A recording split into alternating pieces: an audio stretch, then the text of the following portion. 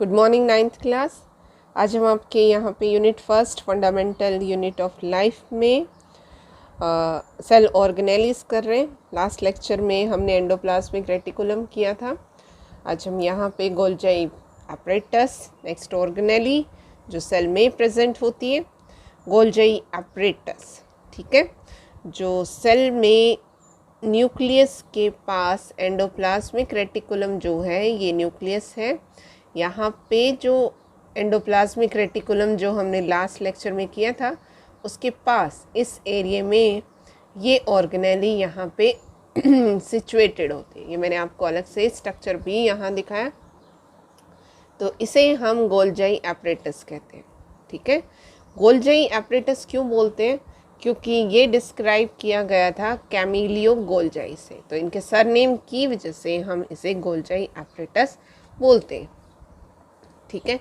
ये सिस्टम है, एक ट्यूबुलर सिस्टम है। इस तरीके से ये ट्यूब लाइक स्ट्रक्चर्स यहाँ पे प्रेजेंट होता है। फ्लैटेंड सैक्स हैं जो पैरेलली अरेंज है, मेम्ब्रेन बाउंडेड स्ट्रक्चर्स हैं, और एंडोप्लाज्मिक रेटिकुलम्स की मेम्ब्रेन से ही ये यहाँ अराइज होते हैं। इनके बीच में आपस में कनेक्शन होता है। स्ट्रक्चर्स में आप देख रहे होंगे कि किस तरीके से ये ट्यूब्यूल्स जो हैं वो स्ट्रक्चर यहाँ बन रहे हैं, और इन वेसिकल्स से ये स्टैक्स लाइक स्ट्रक्चर्स यहाँ अराइज हो रहे हैं। काफ़ी डिफरेंट स्ट्रक्चर होता है, यूकारियोटिक और प्रोकारियोटिक दोनों में प्रेजेंट होता है। स्ट्रक्चर्स भी ईजिली आइडेंटिफाई होता है, और एंडोप्लाज्मिक रेटिकुलम में इसकी अपनी एक स्पेसिफिक पोजीशन है, ठीक है। तो जो गोल्जाई बॉडीज़ हैं उनको हम अगर डिफ़ाइन करें ए सिस्टम ऑफ ट्यूब्यूल्स, ठीक है, काफ़ी सारी ट्यूब्यूल्स आप देख रहे हो यहाँ पे। ये जो है स्ट्रक्चर्स इसके मेम्ब्रेन बाउंडेड वेसिकल्स हैं, arrange parallel to each other in stacks called cisternae. इन स्टैक्स को हम क्या कहते हैं? सिस्टर्नीज, ठीक है। Vesicles have connections with the membrane of ER. अब ये जो वेसिकल्स हैं ये यहाँ से अराइज होते हैं और कॉन्टीन्यूसली इनमें फोम ज्वाइन होते रहते हैं। तो वेसिकल्स जो हैं कहाँ से अराइज हुए? ईआर से अराइज हुए, ठीक है। इन्हें हम किचन ऑफ सेल्स के नाम से भी जानते हैं। गोल्जाई एपरेटस को हम किचन ऑफ सेल्स के नाम से।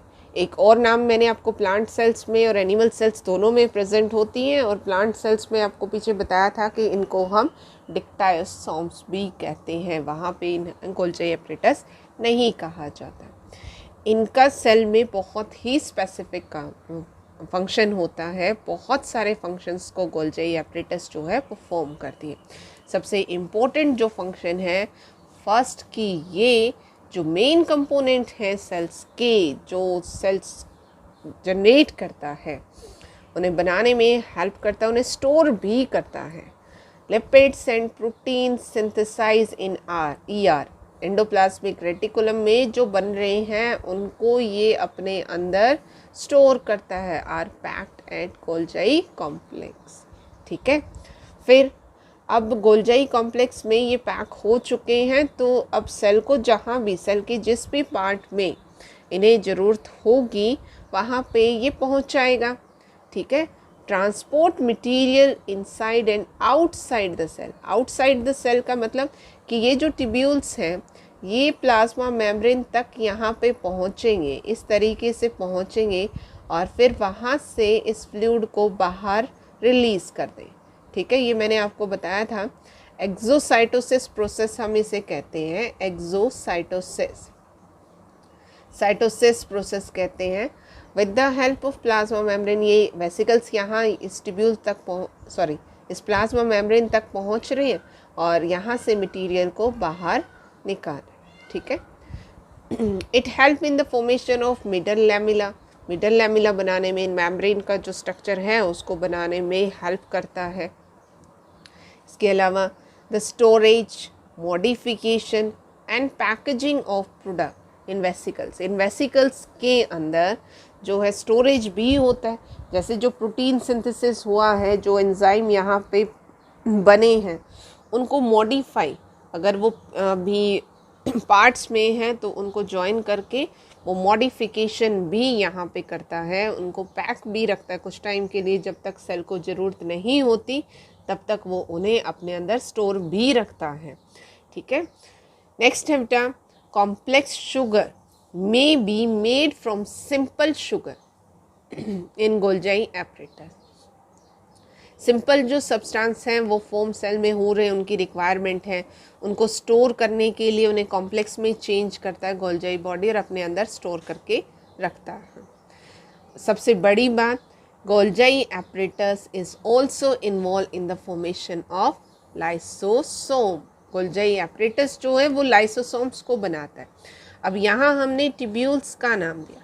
जब ये ट्यूब्यूल्स अपने स्ट्रक्चर को मॉडिफाई कर लेंगे और एक अनदर सैक लाइक स्ट्रक्चर्स यहाँ जनरेट करते हैं जो साइज़ में थोड़ा सा बड़ा होता है तो ये सैक लाइक स्ट्रक्चर ही, लेकिन ये डिफरेंट फंक्शंस को परफॉर्म करेगा, तो ये इसे हम कहते हैं लाइसोसोम।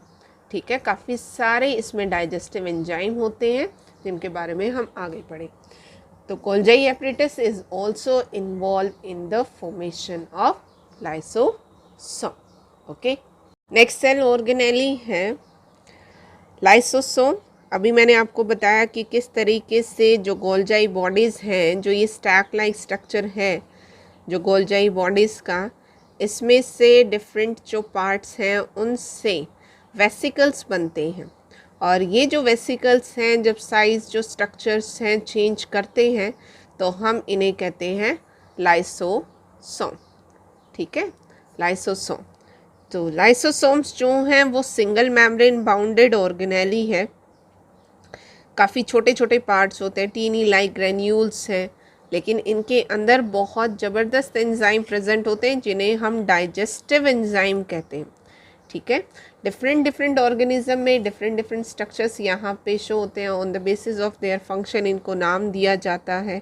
ठीक है, lysosomes are able to break complex substance into simpler substance, कि जैसे ही कोई भी फूड पार्टिकल, जैसे मान लीजिए कोई सब्सटेंस इसके अंदर एंटर करता है, अगर वो अपनी कॉम्प्लेक्स स्ट्रक्चर में है तो इसके अंदर प्रेजेंट फ्लूइड जो है वो उसे सिंपल में चेंज कर देते हैं। ठीक है, तो break complex substance into simpler substance.